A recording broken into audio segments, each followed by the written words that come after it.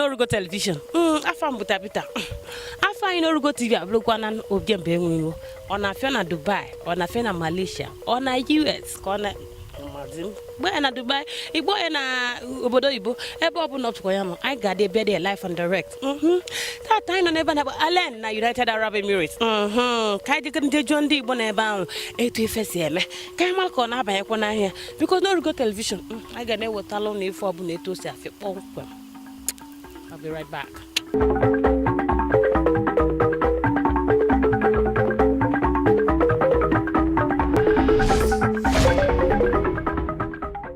Afam David Ohabenye. Afam Ugochukwu. Afam Tochukwu Isaac. Abum Emeka Joseph Ubiaro. Afam Anthony Ezane.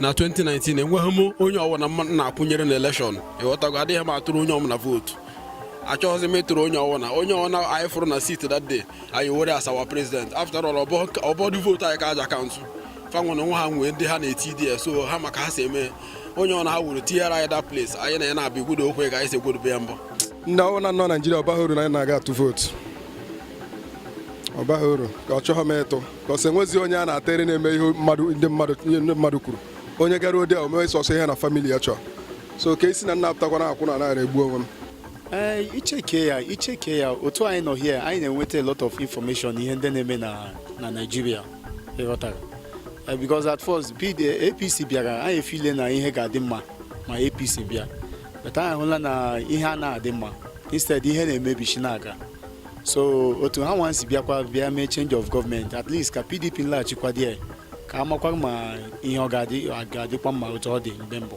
well asị m kwuo uche m mma asị onye nwa na-achị na continue chiba and o nwere reason ji wesi ya continue chiba reason ji wesi ya continue chiba bụ na onye ọna na-abịa achị na Naịjirịa bụ ohi ka a na-abịa ezu ihe ka a na-abịa azọrọ akpa ka a na-abịa ka ama ma akpa onye nke oyi eju maka na akpa ejughị onye nke ọzọ baịkwa ọnọkwa ahụ ịsatọ ịghọtago so ọ ka mmasị hapụ ya n'ụtọpụ ahụ ịnọfọrọnụ ka ama ma akpa onye eju bifo ndị nke ọzọ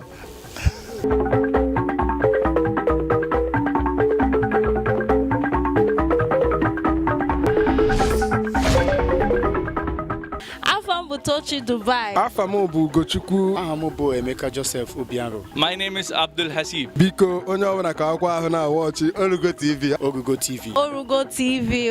Kaidu Orugo TV Kainon. Anam na Orugo TV.